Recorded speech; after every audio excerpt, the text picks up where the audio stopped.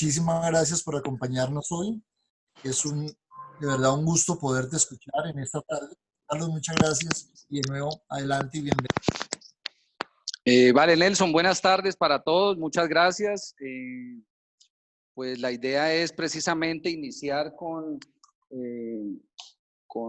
la psicología forense a través de la Universidad del Valle y pues vamos a tratar de hacer un panorama general de lo que es precisamente el título de la conferencia y es el rol del psicólogo jurídico y forense.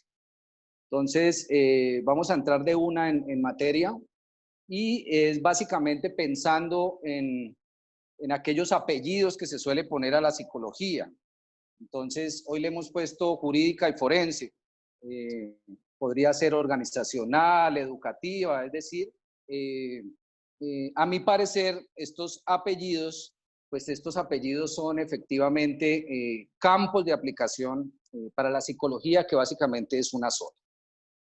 Una sola en la estructura misma del saber de la psicología y digamos que lo especial del contexto jurídico y forense es que es un contexto de gran responsabilidad, de gran impacto en relación al resultado de las evaluaciones o de los conceptos que emiten los psicólogos. Básicamente, un contexto de trabajo que se inscribe dentro de la lógica de las pruebas, dentro de la lógica judicial y dentro de la lógica de los sistemas acusatorios. Entonces, hablemos un poco de los sistemas acusatorios. Hace unos años ya, alrededor de unos 10 años, tal vez 12 o más, se ha instaurado en Colombia el sistema penal oral acusatorio. Los sistemas acusatorios son sistemas técnicos, es decir, son sistemas que se nutren de un carácter técnico de diferentes ciencias. Por eso existe todo el cuerpo de las ciencias forenses. Es decir, tenemos médicos forenses, biólogos, químicos, físicos, y en ese campo estamos los psicólogos también forenses. Ya vamos a hablar un poco de la diferenciación entre el contexto jurídico y el contexto forense. Y es básicamente que cuando remitimos al contexto jurídico, pues incluye no solamente el litigio en el juicio oral, es decir, la argumentación de pruebas ante el juez, como se da en el contexto forense, y el contexto jurídico pues incluye elementos como el trabajo con víctimas a través de procesos de restauración de derechos, por ejemplo ahora a través de procesos de justicia restaurativa, incluye el trabajo con los agresores, es decir, la psicología penitenciaria y cómo se pueden generar programas de resocialización apoyados y sustentados en conceptos desde la psicología.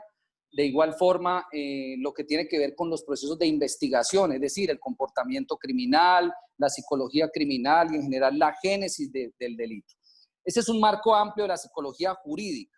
Cuando hablamos específicamente de psicología forense, pues hablamos específicamente del litigio y la presentación del proceso de evaluación, de diagnóstico, el concepto técnico ante un juez.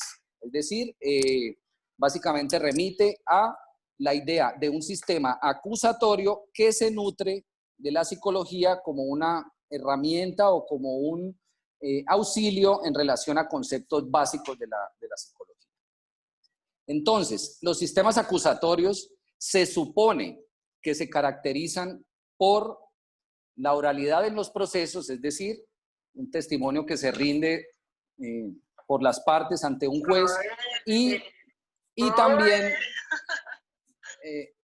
yo les pido que por favor le pongan silencio a los micrófonos para que no escuchemos al fondo, pues seguramente lo que ustedes estén haciendo por allá. El sistema de justicia oral acusatorio pues se caracteriza por la oralidad de los procesos y se supone que debe contener una rigurosidad técnica y científica en la presentación de las pruebas y en la obtención de las mismas. Es decir, hay un valor importante, grande por el procedimiento, es decir, cuáles son los pasos que llevan a una conclusión. En este caso, una conclusión de parte de un psicólogo que va a dar testimonio en un proceso de un juicio oral.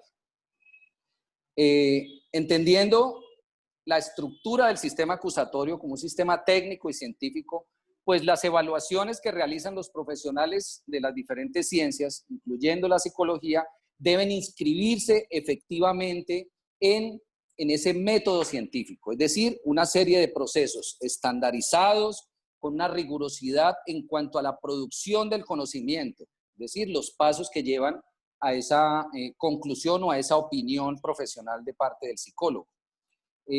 Básicamente se da desde la producción de conocimiento, desde la ciencia, en cuanto a los estándares para la producción y a la presentación de los mismos resultados. En Colombia, quien rige o quien dicta los parámetros técnicos y científicos en relación a al ejercicio forense es el Instituto Nacional de Medicina Legal y Ciencias Forenses. Ahora, se supone que es el Instituto Nacional de Medicina Legal y Ciencias Forenses quien dicta los protocolos, las guías forenses. Y digo se supone, sin ahondar mucho en esta crítica, y es básicamente que dichos procesos o dichos estándares que expide el Instituto de Medicina Legal y Ciencias Forenses, pues en muchas ocasiones no se cumplen de parte de los mismos funcionarios del instituto. Prueba de esto es que un falso psiquiatra pudo durar 10 años en el instituto emitiendo informes periciales, entre comillas, y rindiendo testimonio en procesos penales que tienen que ver con la libertad o con la inocencia de una persona. Entonces, básicamente, entender que esa rigurosidad, que esa técnica, que esos protocolos y esas guías son los que aseguran que la prueba efectivamente tenga un carácter técnico y tenga un carácter científico.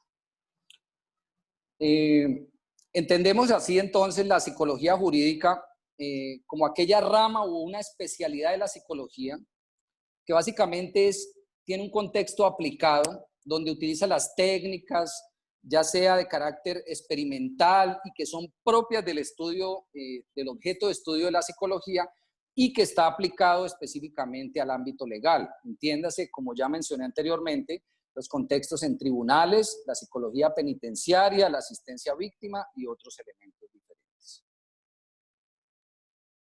Entonces, un psicólogo jurídico como un marco general, como un gran, digamos, contexto de aplicación, puede realizar procesos de evaluación y diagnóstico en relación a las condiciones psicológicas de los actores jurídicos. ¿Cuáles son los actores jurídicos? Los acusados y las víctimas. Entonces, el psicólogo jurídico interviene o efectivamente genera procesos de evaluación y diagnóstico en estos contextos. El psicólogo jurídico también puede asesorar, es decir, orientar y asesorar a medios legales acerca de cómo aplicar el conocimiento de la psicología en contextos judiciales, específicamente auxiliados por la psicología en este caso. Tiene la posibilidad de actuar en procesos de intervención, es decir, el desarrollo, el diseño y la ejecución de programas de tratamiento y rehabilitación para diferentes actores jurídicos, como por ejemplo ahora, a través del contexto penitenciario, cómo se puede contribuir a un proceso de resocialización. Formación y educación, generando procesos de entrenamiento y seleccionando profesionales en el contexto específicamente de lo legal, es decir, jueces, fiscales, policías, abogados, personal de penitenciaría, en contenidos y técnicas psicológicas que son útiles. Por ejemplo, la entrevista, la interpretación de ciertos escenarios y el análisis de los testimonios. Es decir, un proceso en el cual el psicólogo jurídico puede capacitar, formar y educar a los actores del sistema de justicia sobre técnicas específicas y que comprometen el saber de la psicología. Haciendo investigación a través del estudio e investigación de esa problemática, es decir, por ejemplo, un estudio del comportamiento criminal como el que yo realicé en mi tesis de maestría, que fueron estudios de caso con población carcelaria, inscrito en una línea de investigación de neuropsicología y que responde a una pregunta específica de investigación, en este caso con sujetos que son agresores y que han sido internados en privación de la libertad. A través de la victimología, es decir, contribuyendo y generando programas que ayuden al restablecimiento de los derechos de esas víctimas. Por ejemplo, ahora en Colombia, que escuchamos tanto sobre la justicia restaurativa y los procesos efectivamente en los cuales las víctimas entran en un proceso psicológico que les permite reintegrar esa experiencia vivida como víctimas, una experiencia de carácter violento, y pues efectivamente generar un proyecto de vida que debe ser acompañado de la psicología. En procesos de mediación, es decir, precisamente a través de estos actores del proceso jurídico y penal, es decir, los agresores y las víctimas, el psicólogo jurídico puede servir de puente a través del establecimiento de esos procesos de restablecimiento de derechos para lograr una comunicación entre esos agresores y esas víctimas. Entiéndase que esto no es un proceso terapéutico, es decir, la psicología jurídica y forense no adelanta procesos terapéuticos, pero sí puede adelantar procesos de intervención que impliquen las víctimas y el restablecimiento de sus derechos, y a través de esta dinámica pues efectivamente se da un proceso psicológico o terapéutico, pero que es individual y no es guiado específicamente por el psicólogo como en el contexto clínico terapéutico.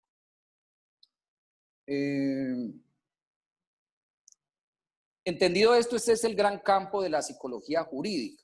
Cuando hablamos de la psicología forense específicamente, pues estamos hablando del escenario del juicio. Muchas veces, incluso me han preguntado que a qué se dedica la psicología forense, que si su trabajo es el análisis de los muertos. Y es básicamente porque tenemos una falsa idea de que forense viene de muerte y que forense está ligado necesariamente a alguien que ha fallecido. El término forense viene del latín forensis, que básicamente se refiere al forum, que era el sitio en el cual en las ciudades romanas se debatían efectivamente las situaciones de carácter público. Entonces, forum viene de forensis, remite al forum, al foro y al escenario donde efectivamente se debaten cuestiones de carácter legal. Entonces, lo forense remite específicamente al escenario donde el psicólogo expone los diferentes saberes de la psicología ante un juez en los diferentes escenarios, ya sea civil, familiar o penal, en relación al conocimiento específico de la psicología. Es decir, el contexto forense incluye elementos como la psicología del testimonio, la entrevista a presuntas víctimas, en los casos, por ejemplo, de presuntas víctimas en delitos sexuales, incluye la evaluación, la perfilación y la interpretación de procesos penales que incluyen efectivamente lo psicológico como un elemento fundamental de análisis. Entonces, cuando un informe de un psicólogo se convierte en un informe forense, en el momento en que es expuesto en el juicio ante el juez y específicamente sobre los conocimientos de la psicología. Ahora, como es un contexto especial, porque tiene unos requisitos legales, unos estándares legales que son los dados por la cientificidad del sistema acusatorio, entonces ese psicólogo que va al juicio, va al juez a exponer sus resultados, pues debe haber cumplido una serie de protocolos y guías que tienen un carácter riguroso y lo que buscan es precisamente una objetividad y la obtención de una información que sea de un carácter claro y que le permita en el contexto, en este caso, por ejemplo, de lo penal, tomar una decisión sobre la inocencia o la culpabilidad de una persona. Entonces, referiríamos una definición de un autor de apellido Urra en 1993 que define la psicología forense como la ciencia que enseña la aplicación de todas las ramas y saberes de la psicología ante las preguntas de la justicia y coopera en todo momento con la administración de justicia en relación a la presentación en el juicio oral de sus resultados. Entonces, entendemos que es un escenario en el cual el psicólogo realiza una exposición del saber de la psicología ante un contexto básicamente que está nutrido por abogados. El juez es un abogado, el abogado defensor, el Ministerio Público está en cabeza de un abogado, es decir, cada una de las partes en el contexto del juicio oral son abogados y los sistemas acusatorios, como ya mencioné, se nutren de las técnicas o de las ciencias forenses para comprender los fenómenos en los cuales se ha dado una conducta delictiva y hay una persona que es un agresor y una víctima. Entonces, en este escenario, pues ingresan las ciencias forenses. La balística dará cuenta de procesos de carácter físico y de procesos específicamente en relación a los proyectiles, y la psicología tiene mucho para decir en el contexto forense, en relación, por ejemplo, a la psicología del desarrollo, la psicología del testimonio, las entrevistas, los procesos, las capacidades narrativas, por ejemplo, en un niño que es una presunta víctima de un determinado delito o que es un testigo, tiene para aportar en relación a la evaluación y diagnóstico tanto de víctimas como de presuntos victimarios, y de esta manera pues se contribuye o se le muestra a los actores del sistema de justicia aspectos fundamentales y que llevan a tomar decisiones específicas. En este momento hay un debate que ya ha pasado a un último paso para aprobar la supuesta cadena perpetua para abusadores de niños. Si esto llegara a ser cierto y finalmente se aprueba esto, este se convertiría en el delito con la mayor pena en Colombia.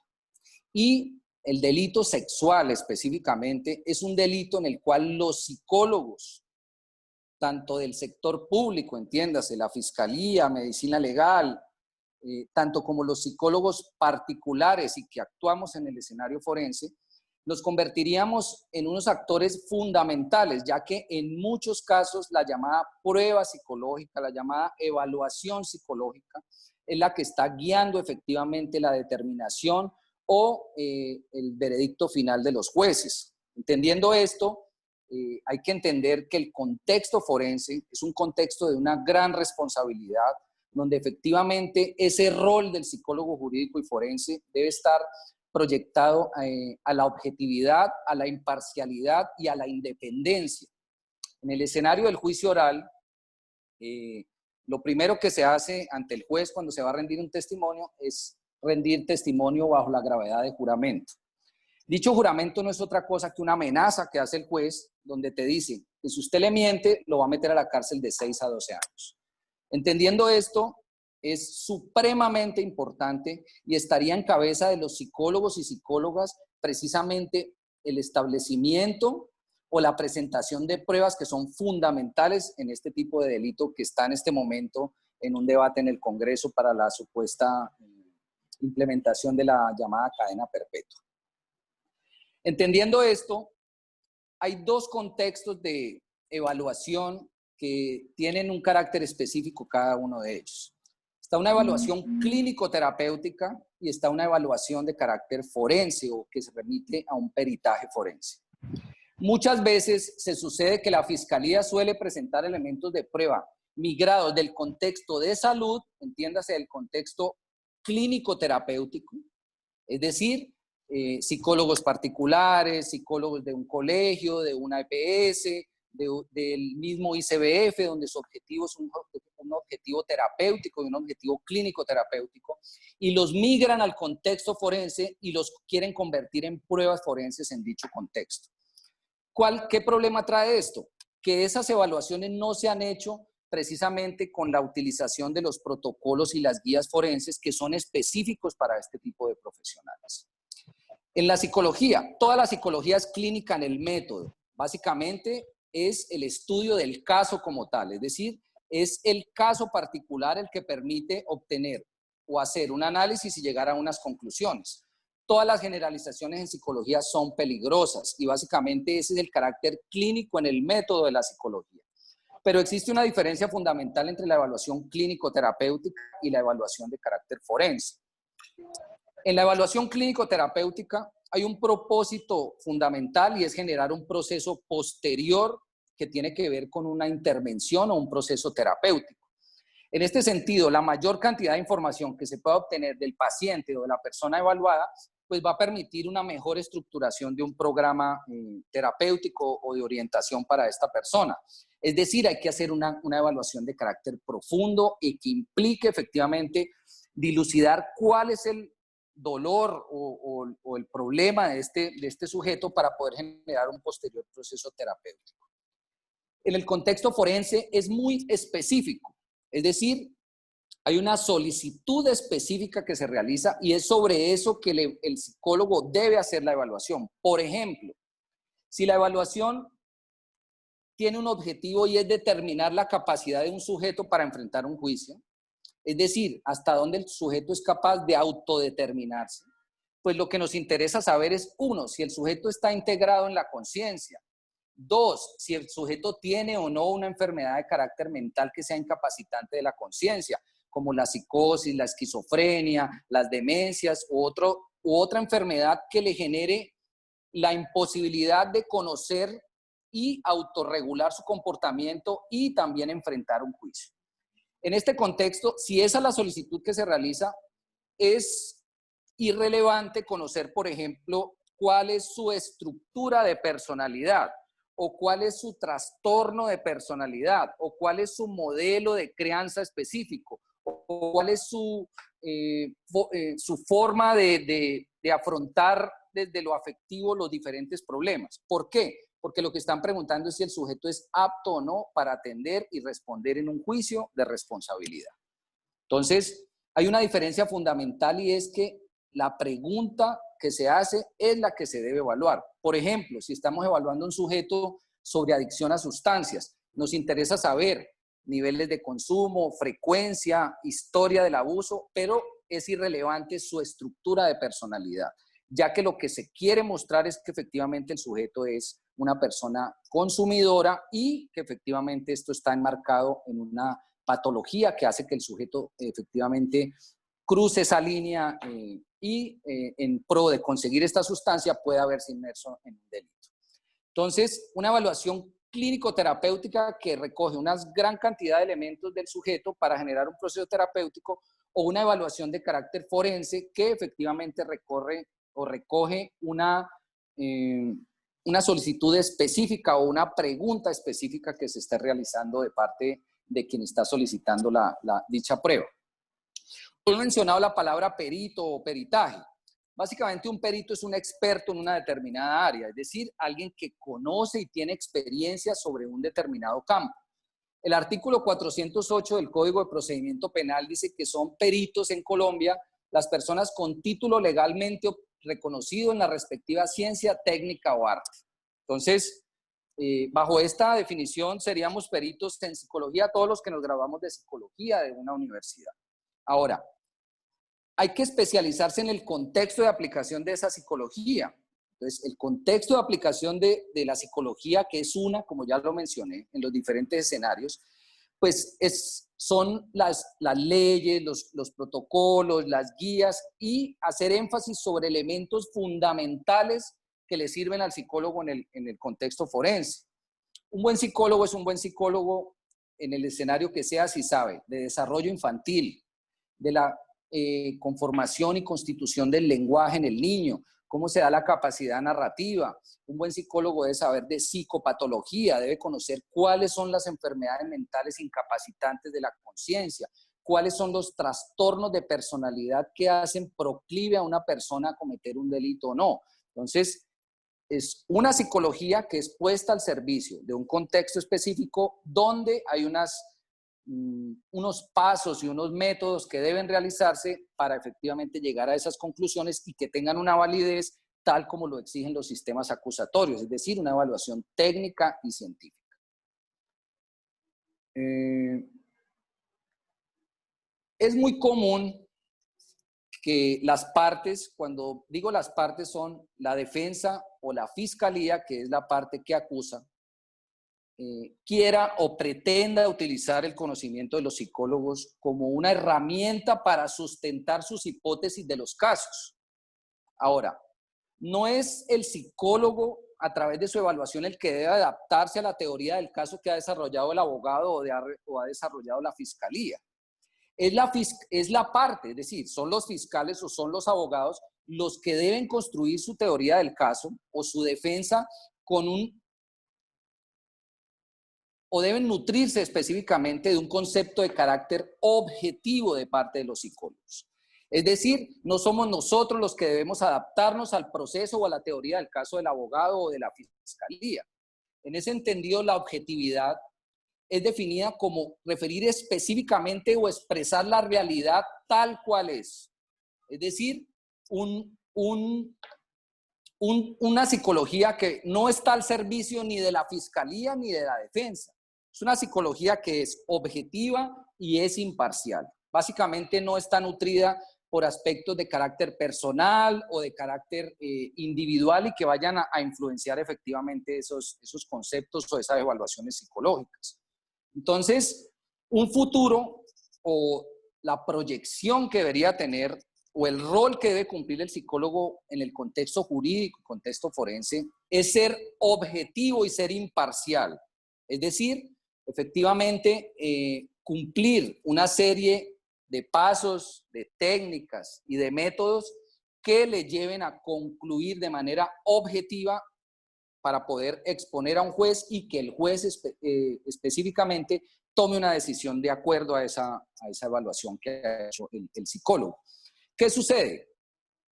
Cuando un psicólogo en el contexto forense se parcializa, ya sea que haga parte del sistema de justicia y se parcialice hacia la misma fiscalía, o un psicólogo que trabaje o haga una experticia para una defensa y se parcialice hacia la defensa, pues se convierte en un instrumento para perpetuar injusticias. ¿Por qué razón? Porque los jueces en los sistemas acusatorios se nutren de las evaluaciones de los profesionales de las diferentes ciencias para tomar sus decisiones. Los jueces no saben de balística, de física, de química, de psicología. Su profesión es el derecho y ser juez es una parte del ejercicio del derecho. Entonces, cuando el psicólogo se parcializa, tiene dos consecuencias o puede tener dos consecuencias que son negativas las dos. O una persona inocente va a la cárcel, lo cual es muy grave, o un culpable va para la calle y sale inocente. Entonces, digamos que el ideal o el objetivo primordial del rol o del psicólogo forense debe ser la defensa de la psicología como un saber independiente del derecho. No tenemos que ser serviles de la hipótesis o del manejo que quiera hacer el abogado del caso. Si nuestra evaluación no le sirve al abogado, es él quien decide no utilizar dicha evaluación. No es el psicólogo forense quien debe adecuar su evaluación para que el abogado la pueda utilizar en juicio. Entonces, esa objetividad es clave en los sistemas acusatorios y es clave en un sistema de justicia como el nuestro, que es tan golpeado por circunstancias donde la injusticia es lo que más se imparte en nuestro contexto de llamada justicia. Entonces, la objetividad es un valor supremo y es un valor supremo que debe tener conciencia el psicólogo forense. ¿Por qué? Porque es que cuando vamos a juicio los que vamos a jurar ante el juez somos nosotros. Si nosotros mentimos, si nosotros parcializamos esas opiniones llamadas expertas o periciales, pues va a recaer sobre nosotros efectivamente una responsabilidad. Entendiendo esto, esa imparcialidad es un elemento esencial o es una garantía del debido proceso. Cuando un psicólogo del sistema de justicia que pertenece a la fiscalía parcializa sus opiniones y en un testimonio le dice al juez esa opinión parcializada, puede producir una condena. Y es lo que en derecho llaman inducir al error al juez. Es decir, el juez supone que ese psicólogo, que ese perito tiene un carácter objetivo y que al ser objetivo efectivamente va a decir la verdad desde su saber y la verdad desde lo que conoció específicamente del caso. Entonces, esa objetividad o esa imparcialidad efectivamente es parte y es una garantía de un debido proceso. Tanto los acusados como las víctimas tienen derecho a que las evaluaciones realizadas por profesionales que hacen parte del sistema de justicia pues sean de carácter objetivo y sean de carácter imparcial. ¿Cómo soy yo imparcial y objetivo? Dándole un valor supremo al saber que yo tengo, es decir, la psicología. y soy objetivo e imparcial cuando aplico de manera rigurosa y técnica los protocolos y las guías forenses, que son en últimas los que llevan a la obtención de una información con la cual el psicólogo puede concluir y el juez va a tomar decisiones. Entonces, ese insumo tiene que tener un carácter prístino, tiene que tener un carácter objetivo, no puede obedecer ni a los intereses de una parte ni de los otros, ni de la otra.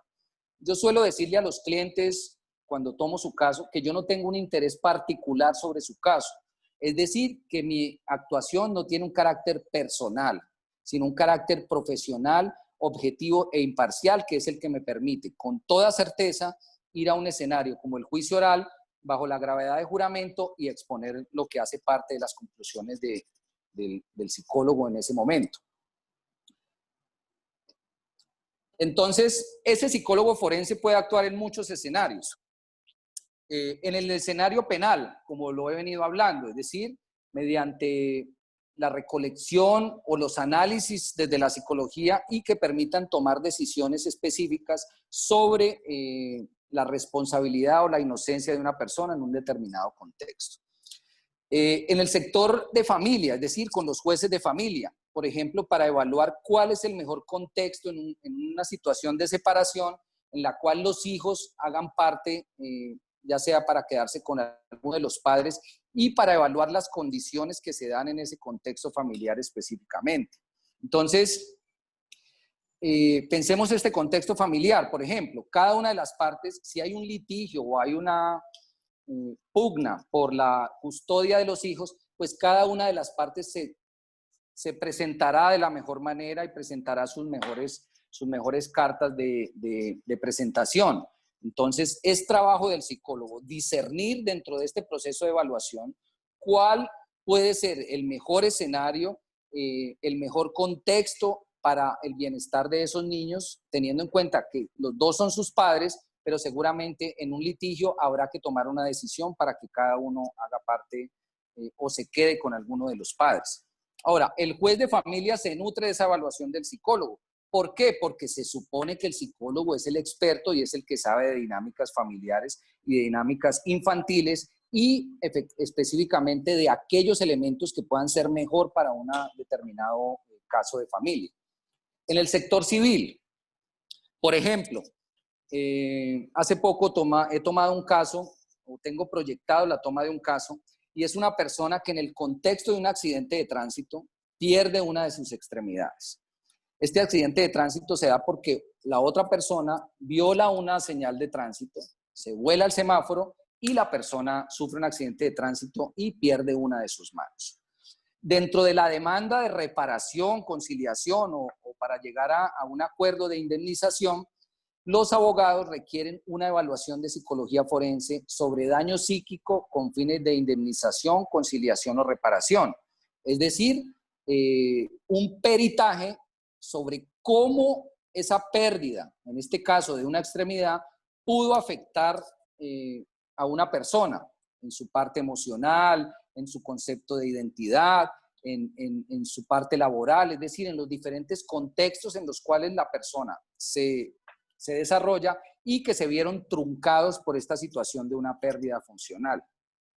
Entonces, esos escenarios, penal, familiar, civil, son escenarios donde el psicólogo o la palabra del psicólogo, la palabra es el concepto profesional, son los que guían la toma de decisiones de los jueces. Entonces, es la utilización rigurosa de las técnicas, los procedimientos, las guías, los protocolos, lo que va a permitir efectivamente que ese peritaje, sea el escenario que sea, cumpla específicamente esos estándares. Por ejemplo, un caso puede darse en primera instancia. Primera instancia es cuando los jueces declaran inocente o culpable. Hay una segunda instancia que es los tribunales regionales, como el Tribunal de Cali, y una última instancia que es la Corte Suprema de Justicia. Si nuestro informe es un informe que tiene falencias técnicas, metodológicas y de carácter científico, puede ser que una de esas sentencias esté mostrando que nuestro trabajo no está bien hecho. Es decir, una sentencia del Tribunal de Cali o una sentencia de Corte Suprema de Justicia donde están diciendo básicamente o donde se llega a unos análisis de que es el concepto del psicólogo el que llevó a una mala interpretación de parte del juez y a una sentencia que es de carácter injusto. Volviendo al tema de la cadena perpetua para abusadores de niños. Es muy complicado hablar de prisión perpetua en un país donde los organismos de investigación no cumplen esas técnicas, esos protocolos y esa rigurosidad científica. Si esto llega a sucederse, estará en cabeza de los psicólogos que realizan las entrevistas, las evaluaciones de las presuntas víctimas de delitos sexuales, poder determinar en qué casos efectivamente un niño o una niña ha sido una víctima. Ahora, yo les pregunto, yo he analizado casos de la Fiscalía donde la única prueba que hacen, y está muchas veces en cabeza de un psicólogo, es una entrevista de 15 o 20 minutos. No hay más de intervención con esa presunta víctima de un delito sexual. La pregunta es, ¿cuál es el carácter científico, técnico o metodológico que puede tener una entrevista que dura escasos 20 minutos? Con esa entrevista van a juicio y condenan a una persona. En este caso la van a condenar ahora a una prisión perpetua.